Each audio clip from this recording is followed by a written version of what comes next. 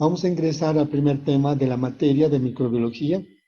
La ciencia de la microbiología es una ciencia muy amplia que generalmente es una especialidad que se encarga de estudiar principalmente, déjenme ver un momentito, que se encarga principalmente de estudiar a todos aquellos organismos microscópicos que no son vistos a simple vista humana. Y en este caso lo vamos a llamar principalmente como mundo microbiano. Entonces, la microbiología. ¿Qué estudia la microbiología? Previamente, antes de empezar a ver sobre la microbiología, vamos a decir que la microbiología proviene principalmente de tres palabras latinas. Micro, que es microscópico, bio, que es vida, logos, estudio. O sea, la microbiología es el estudio de los microorganismos microscópicos que no son vistos a simple vista humana. Es un factor importante determinar que es una ciencia que estudia principalmente a todos aquellos microorganismos microscópicos, principalmente desde las bacterias, los virus, hongos, protozoarios.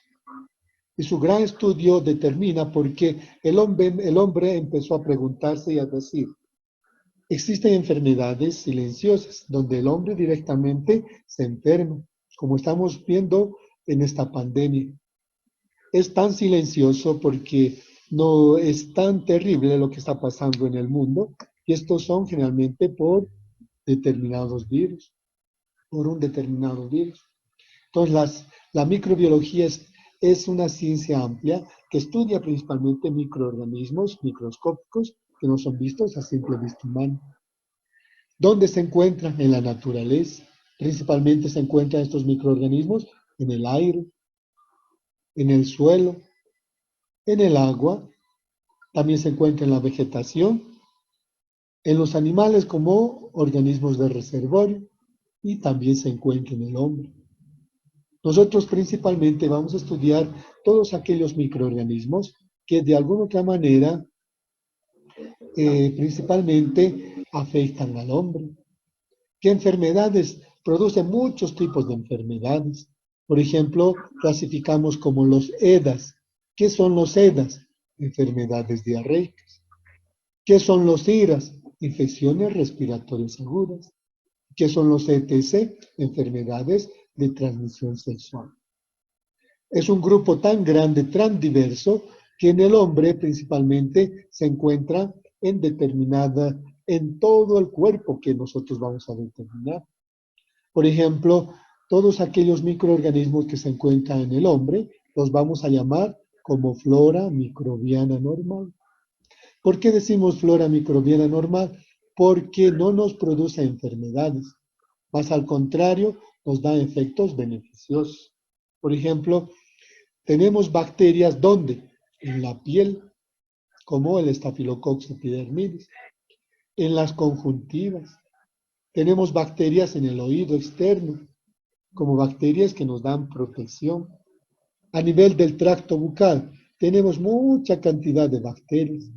Por ejemplo, para que ustedes se den cuenta, por 1 mililitro de saliva tenemos entre 40 a 50 billones de microorganismos. No es millón, con B, billones de microorganismos. Entonces tenemos mucha cantidad de bacterias. También, ¿dónde tenemos bacterias de la flora normal?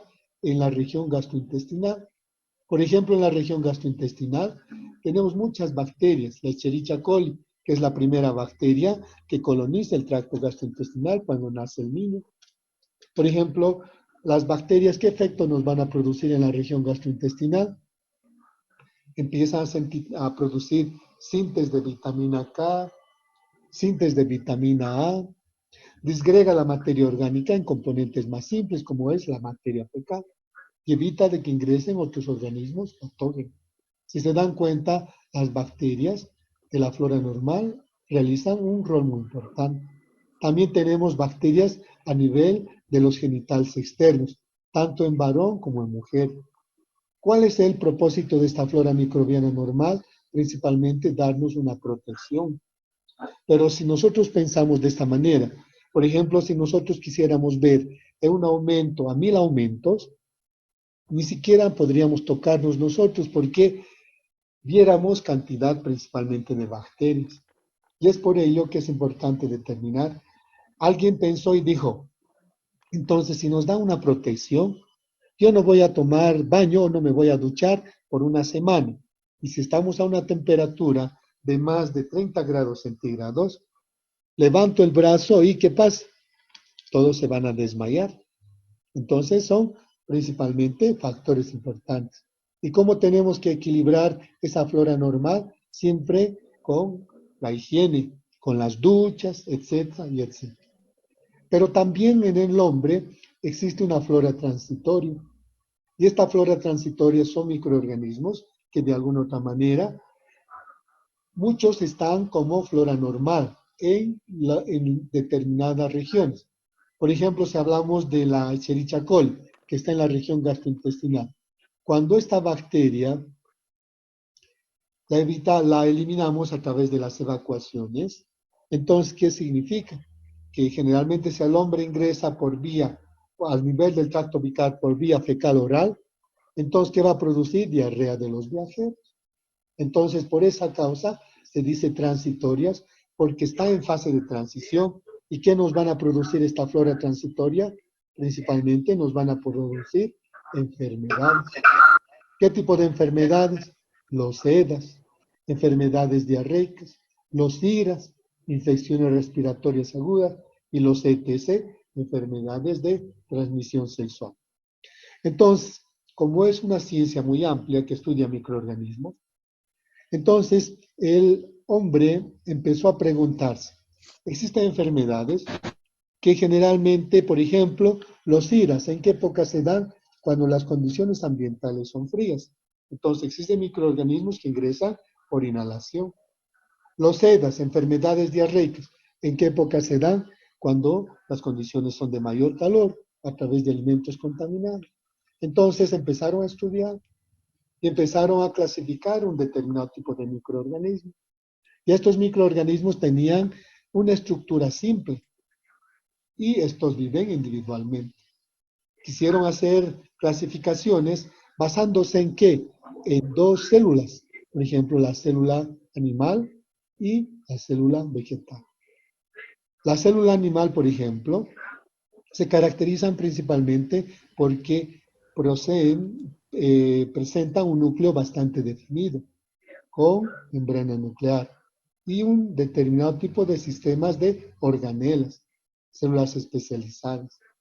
Y aquí, por ejemplo, la célula vegetal tiene también un núcleo bastante definido, pero poseen una pared celular, que obviamente es el parénquima, que le da características de resistencia. Entonces quisieron realizar, por ejemplo, en el caso de las bacterias, agrupar en el grupo del reino animal o en el grupo del reino vegetal.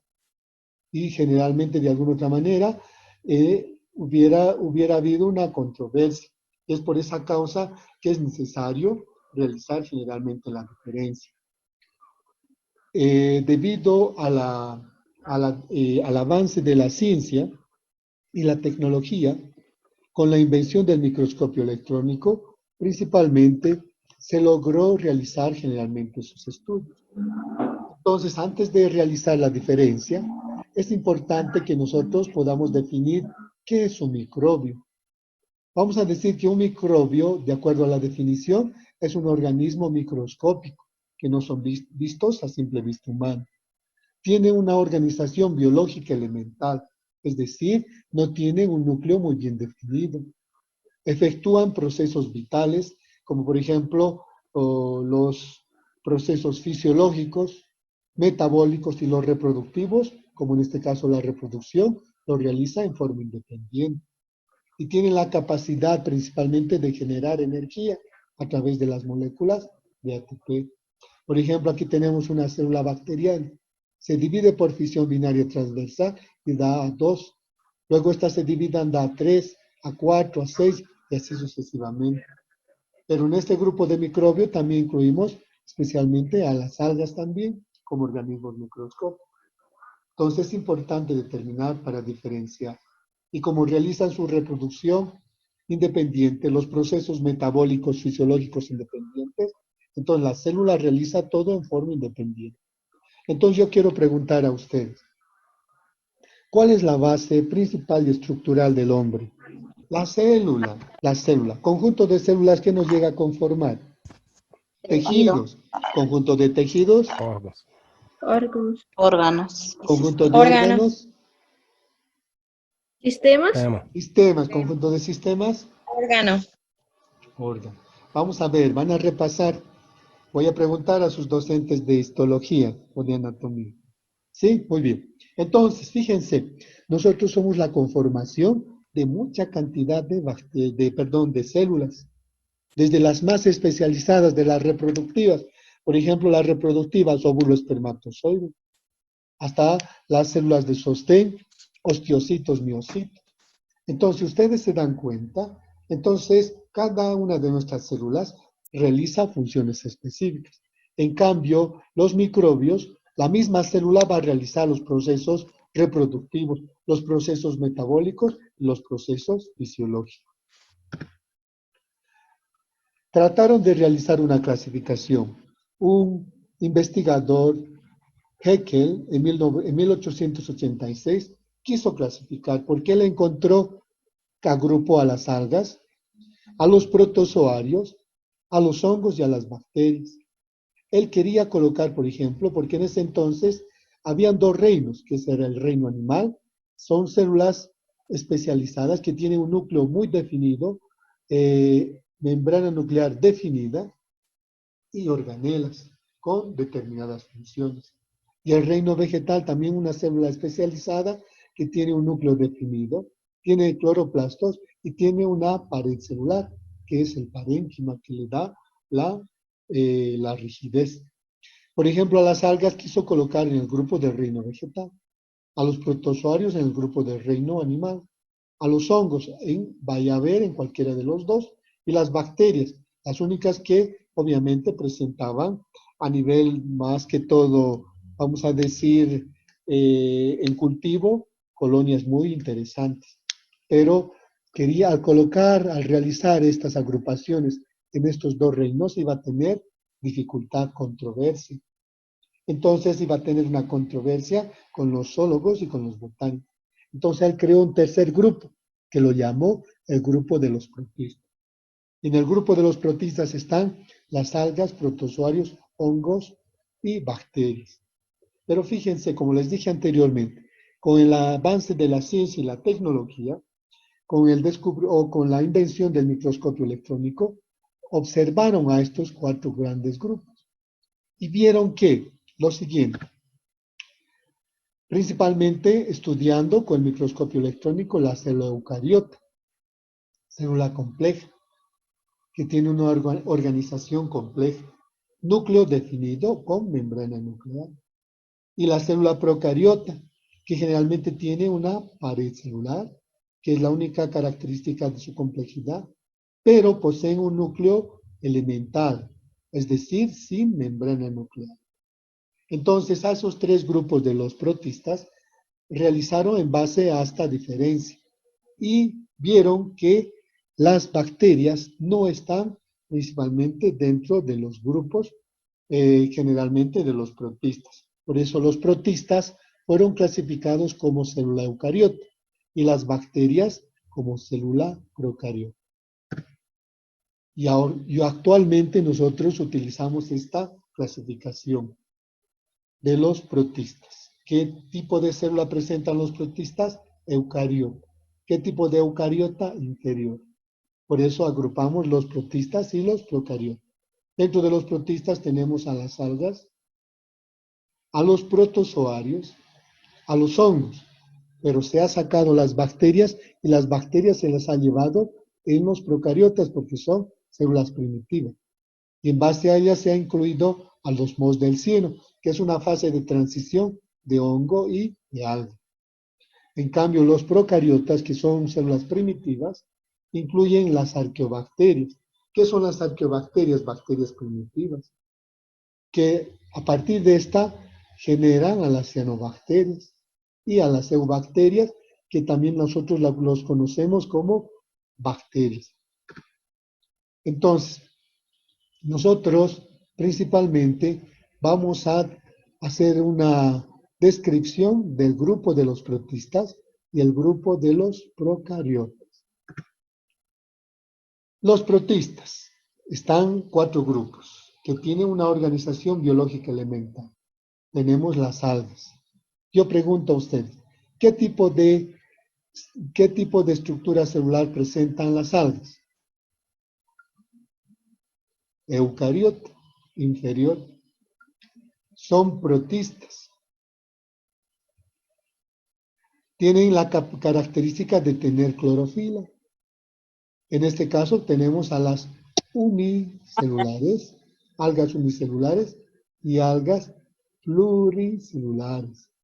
Sabemos muy bien que las algas pluricelulares está constituida por varias células. Las algas, por ejemplo, como son protistas y tienen tipo de célula eucariota inferior, no son patógenas al hombre. Y si no son patógenas al hombre, pueden ser vehículos para llevar generalmente otros microorganismos principalmente patógenos. Luego tenemos el segundo grupo, los hongos. Los hongos se caracterizan, ¿qué tipo de célula presentan los hongos? Principalmente presentan eucariota, son protistas no fotosintéticos, presentan pared celular, tienen la capacidad, por ejemplo, de producir esporas. ¿Dónde se forman las esporas? En los esporangios. Cuando principalmente en estos casos se rompe, cuando en estos casos existe lisis del esporangio, salen las esporas, van al material, al sustrato, y de nuevo se forman los hongos. El pie que sujeta al esporangio se llama hifa. Y el conjunto de hifas llegan a formar el micelio. ¿Y qué es la espora? La forma reproductiva. Entonces desarrollan un pH de 5 y pueden ser sensibles al calor, al sol, a la luz. Son quimiotácticos. Por eso, ¿dónde se desarrollan los hongos? En menor cantidad de luz, en lugares principalmente oscuros. Y si hablamos, por ejemplo, de los hongos, que están en el segundo grupo, existen 2 tipos. Los mohos, que son hongos miceliales, como vimos anteriormente, nos producen muchas enfermedades. Algunos son utilizados principalmente como alimentación, otros en la industria. Luego tenemos las levaduras, que no son miceliales, son unicelulares y móviles. Su división es por gemación y tienen una actividad metabólica. Basta que se les estimule con hidratos de carbono o agua, se multiplica. Su hábitat son principalmente saprófitos, no causan enfermedades al hombre. Si hablamos dentro de los hongos, van a ser patógenos. Dentro de los patógenos nos producen las micosis superficiales. Por ejemplo, hemos visto en la primera presentación la Tinea capitis, que produce alopecia, ataca a nivel del cuero cabelludo. La Tinea pedis, que a nivel de los dedos interdigitales, y si no hay tratamiento puede atacar a nivel de la parte igual de las uñas. La Tinea corporis, que ataca a nivel de piel lampiña, piel donde no hay pelo, que produce prurito escosor. Luego tenemos las micosis, vamos a decir, subcutáneas, que generalmente ingresan por traumas o heridas de piel.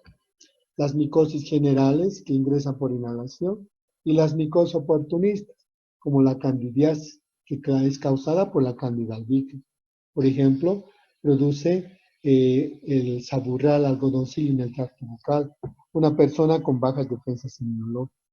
O también la Candida albicans se encuentra como miembro normal, es un hongo levaduriforme a nivel de la mucosa vaginal de la mujer. Y si existen, por ejemplo, cambios hormonales, cambios inmunológicos o cambios en el pH de la mucosa vaginal, se torna patógeno oportunista y que produce la secreción vaginal con bastante prurito y escosor y una secreción blanquecina.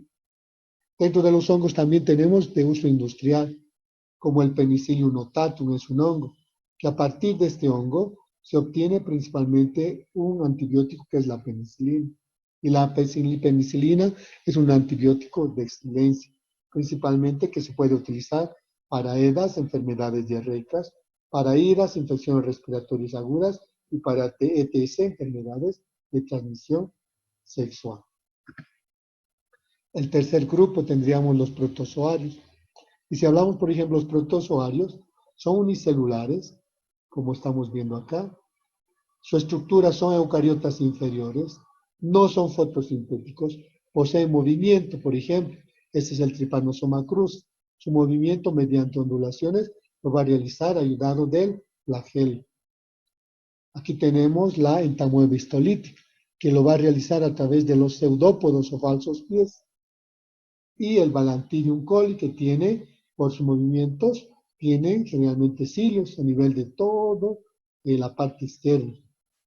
Tenemos el Balantidium coli, que obviamente también, y estos nos van a causar enfermedad. Por ejemplo, el Balantidium coli va a producir las ulceraciones, porque es miembro normal en el cerdo. El Trypanosoma cruzi, agente causal del mal de Chagas, y la entamoeba histolítica, que va a producir las diarreas. Y todos ellos obviamente van a causar enfermedad. Y el cuarto grupo tendríamos los mohos del cieno. Tienen estos estructura eucariota inferior y se caracterizan principalmente porque se da un plasmodium.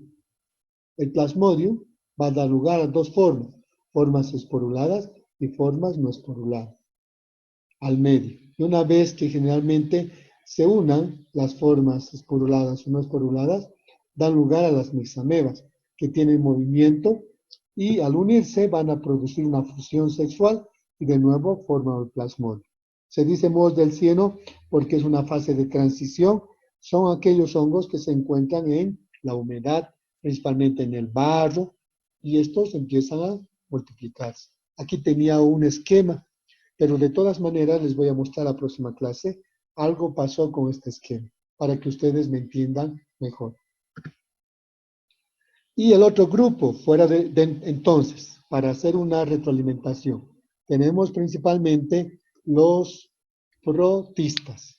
Dentro de los protistas tenemos las algas, los protozoarios, los hongos y los mohos del cieno.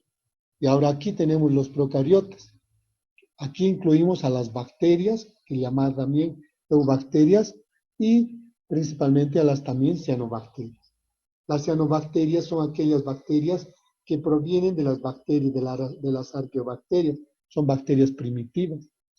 Poseen clorofila y aficobilina. La aficobilina les da un pigmento generalmente azulado.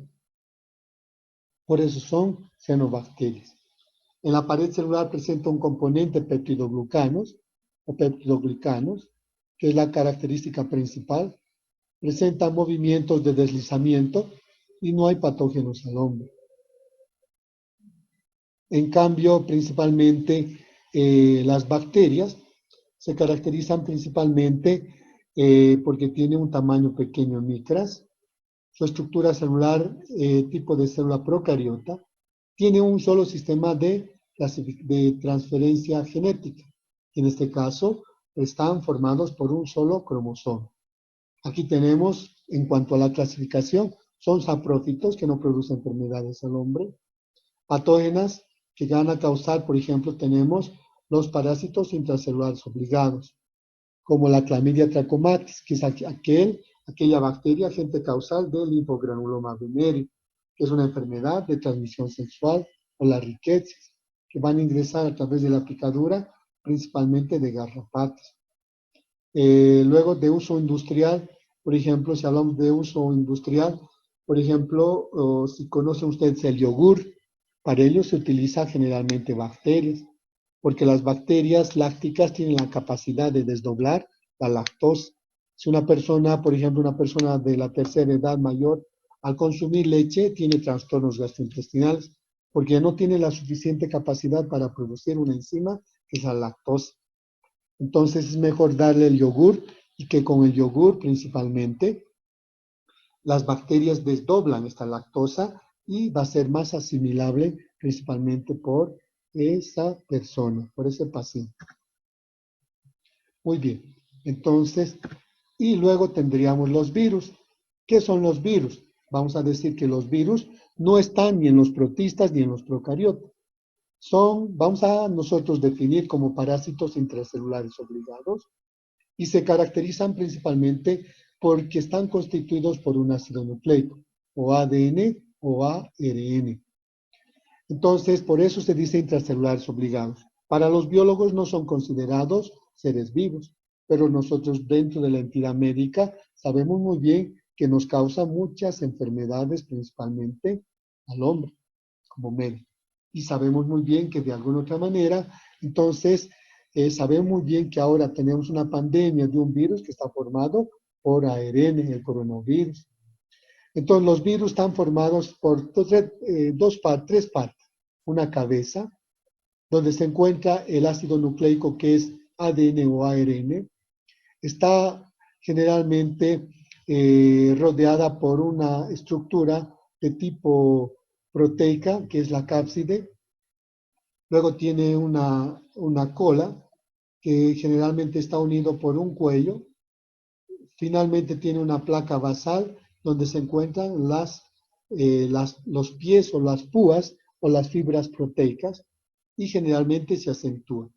Este es un virus complejo, no todos los virus presentan esta forma, ya veremos en la parte de virología médica que se encuentran de diferente forma. También tenemos los virioides, que son partículas de ARN, no tienen cápside, que han perdido esta cápside. Y finalmente los priones. ¿Qué son los priones? Vamos a decir, son partículas proteicas sin ácido nucleico. Pueden producir enfermedades al ganado vacuno o ganado ovino. ¿Alguna vez han escuchado ustedes hablar de las vacas locas? Es causada por un prión que ha dado generalmente la encefalitis espondiforme y se caracteriza principalmente porque en el ganado vacuno en Gran Bretaña directamente los animales perdían la flacidez y directamente en las cuatro patas y se caían al suelo. Y cuando trataron de ver, era una infección a nivel del encéfalo. Y cuando vieron, se trataba generalmente de un prión que se había adherido, iba hasta el sistema nervioso central y producía una encefalopatía, encefalitis, esponfolidorme que generalmente llamamos, y generalmente es causada generalmente por prión que se adhería principalmente al ácido nucleico generalmente de los animales. Entonces, eso es todo lo que nosotros hemos visto en cuanto a las características principalmente para clasificar a las bacterias, para ver principalmente los protistas, los procariotas y los virus. No se olvide que los virus no están en estos grupos, por eso es importante que ustedes diferencien quiénes están dentro de los protistas y quiénes están dentro de los procariotas. Clasificación bacteriana. Para ver generalmente, la clasificación bacteriana se basa principalmente en ver caracteres fenotípicos. Si al decir un fenotipo ustedes han llevado genética, ¿qué será un fenotipo? Las características que se ven. Y el genotipo está en relación principalmente a el fenotipo está en relación al genotipo. Esa es las claves que se basa en los caracteres fenotípicos. En cambio, la clasificación filogenética se basa principalmente en la cantidad de ADN, que generalmente tiene que haber obviamente una aproximación. Principalmente cuanto mayor al 10% puede ser la bacteria de otra especie. Esto es para determinar, por ejemplo, se han realizado la clasificación principalmente de las bacterias. Obviamente es importante determinar, pero vamos a dar de alto. Yo siempre les voy a dar lo más importante porque la materia es muy amplia, ampulosa. Ustedes cuando empiecen tal vez a leer el librito que se les ha proporcionado, tal vez un poco no me van a poder entender porque aquí hemos sacado un extracto de todo lo que generalmente ha determinado el libro. ¿Cómo nosotros mencionamos a las bacterias? Utilizamos una nomenclatura. Utilizamos una nomenclatura binomial según Linneo. Utiliza palabras latinas. Por ejemplo, cuando nosotros hablamos de género, solo vamos a mencionar el nombre. Nosotros tenemos nombre y 2 apellidos. En Brasil inclusive tenemos hasta 3, 4, 5 apellidos. Entonces, por ejemplo, si sabemos el género, solo vamos a mencionar como ejemplo Salmonella sp, porque no sabemos la especie. Pero si sabemos la especie, vamos a escribir Salmonella typhi. Generalmente tiene un nombre y tiene un apellido. Siempre al inicial, en la parte del género, se coloca con mayúscula y la otra con minúscula. Es la manera en cómo nosotros vamos a mencionar especialmente a todas las bacterias que nosotros vayamos a ver posteriormente. Entonces, si nosotros vemos la clasificación bacteriana, esta clasificación bacteriana se basa principalmente por 2 factores, por el movimiento y si es que poseen o no pared celular. ¿Y qué es la pared celular? La estructura que se encuentra en la parte externa. Vamos a hacer una clasificación principalmente tomando en cuenta 4 grupos. Vamos a clasificar las bacterias, se clasifican bacterias deslizantes, bacterias rígidas, espiroquetas y también micoplasmas. Nosotros vamos a ir mencionando grupos. Primer grupo, bacterias deslizantes. Se dice, su nombre dice deslizantes porque no hay patógenas al hombre. En este grupo vamos a incluir a las cianobacterias. Y estos tienen movimiento. Estas son bacterias principalmente primitivas, no son patógenas al hombre. Segundo grupo, bacterias rígidas. A su vez, las bacterias rígidas se caracterizan porque hay 2, las bacterias miceliales y después vamos a ver las bacterias unicelulares. Bacterias miceliales y bacterias unicelulares. Vamos a ir a la anterior. Las bacterias miceliales, por eso hemos colocado 2.1. Miceliales, presentan micelio. En este caso tenemos las micobacterias. Se subdividen en las nocardias y actinomices y se subdividen en los actinomicetos superiores. Principalmente las micobacterias, si nosotros determinamos, tienen filamentos. Y en este grupo podemos incluir gram positivas. Estos se caracterizan porque están dentro del grupo de los procariotas. Y tienen mucha semejanza al hongo porque son miceliales. Dentro de las bacterias rígidas tenemos las micobacterias. Estos se caracterizan porque tienen pared celular. Esta característica porque tienen muchos lípidos. Y en este grupo, como son las micobacterias, estarían los VAR. ¿Qué son los VAR? VAR significa bacilos alcohol ácido resistentes. Ejemplo de este grupo, vamos a mencionar posteriormente, tendríamos la tuberculosis, que es una enfermedad que es causada por el Mycobacterium tuberculosis. Luego tenemos el grupo B, las nocardias y actinomices. También son patógenos al hombre. Son bacilos gram positivos ramificados. Esto se fragmenta en bacilos. Producen abscesos bucales, lesiones a nivel del tracto bucal. Y finalmente tenemos los actinomicetos, que también son microorganismos miceliales más avanzados. Su reproducción por esporas son asexuadas y se contaminan, tienen la capacidad de contaminar las heridas, producen los abscesos. Las unicelulares. Las unicelulares, su nombre dice, son bacterias principalmente unicelulares. Tenemos los parásitos intracelulares obligados, que son patógenos al hombre, pueden ser gram negativos. Ejemplo de este grupo tendríamos la riqueza, clamidia trachomatis. ¿Y qué produce la clamidia trachomatis? Produce una enfermedad venérea, es el linfoglobuloma venéreo. Y las formas unicelulares, tenemos las formas de vida libre, tenemos los cocos, los bacilos y los espirilos, que obviamente se clasifican por esta forma. El tercer grupo tendríamos las espiroquetas. Fíjense, su nombre son en espiras. Son bacilos en forma helicoidal. Tienen filamentos axiales. Tienen motilidad en forma de movimiento o en ondulaciones. Como ejemplo tenemos 3 géneros de importancia médica. Treponema, aquella bacteria como género y como especie Treponema pallidum, la que causa la sífilis. Aquí tenemos la enfermedad de la sífilis, que es una enfermedad de transmisión sexual, que generalmente vamos a ver en su debido tiempo también cuando lleguemos a la parte de bacteriología médica. La borrelia, que produce generalmente fiebres recurrentes. ¿A qué llamamos fiebres recurrentes? Fiebres intermitentes, que suben y bajan. Y la leptospira, que también está dentro de los grupos de las espiroquetas. Y para finalizar, porque yo sé que están cansadas y cansados, tendríamos el cuarto grupo, el grupo de los micoplasmas. ¿Qué serán los micoplasmas? Vamos a decir que los micoplasmas son bacterias pleomórficas. ¿A qué llamamos pleomórfica? Bacteria pleomórfica es bacteria que no tiene forma. Puede presentar diferentes formas.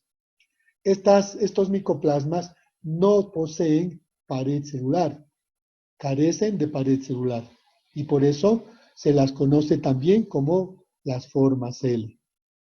Y para que me entiendan ustedes, las bacterias gram positivas y las bacterias gram negativas tienen pared celular. Y vamos a ver la próxima clase por qué generalmente las bacterias gram positivas su pared celular es más simple y las gram negativas porque es más compleja. Entonces, como cuando nosotros utilizamos un antibiótico, por ejemplo, cuando el paciente se automedica y no realiza un tratamiento efectivo, entonces no logramos destruir completamente a las bacterias. Entonces el antibiótico empieza a actuar y al actuar el antibiótico, si hablamos de las penicilinas, por ejemplo, empiezan a actuar a nivel de la pared celular en las gram positivas y en gram negativas. Y como no hemos realizado un tratamiento completo, la bacteria empieza a perder la pared celular. O sea, no logramos matar con el antibiótico a la bacteria. Y al no matar a la bacteria no muere, solo pierde la pared celular. Entonces, como pierde la pared celular, a las bacterias gram positivas que han perdido la pared celular se las llama protoplastos. ¿Qué son los protoplastos? Son formas L que han perdido la pared celular, las bacterias gram positivas. Si las bacterias gram negativas pierden la pared celular y no muere la bacteria, por efecto del antibiótico, se llaman esferoles. ¿Qué son los esferoles? Son formas L que han perdido la pared celular, las bacterias gram negativas. Según algún examen yo pregunto, ¿qué son las formas L? Las formas L son bacterias que carecen de pared celular, que no tienen pared celular o que han perdido la pared celular. ¿Qué son los protoplastos? Son formas L que han perdido la pared celular, las bacterias gram positivas. ¿Qué son los esferoles? Son formas L que han perdido la pared celular, las bacterias gram negativas. Y si nosotros, por ejemplo, no hemos realizado un tratamiento efectivo y nosotros vamos a querer utilizar de nuevo, aquí vienen las recaídas. Y si nosotros queremos utilizar un antibiótico, como el paciente ha producido recaídas, entonces no va a ser efectivo ya el tratamiento. Tenemos que recurrir ante la utilización de otros fármacos, de otros antibióticos. Por eso, si se dan cuenta cuán importante es la materia, nosotros vamos a agrupar principalmente y vamos a saber por qué utilizamos un antibiótico y por qué no utilizamos otro antibiótico. Ya hemos concluido con el primer temario. Que les vaya muy bien. Por favor, vayan estudiando, vayan leyendo. Se cuidan, por favor, y vamos estudiando.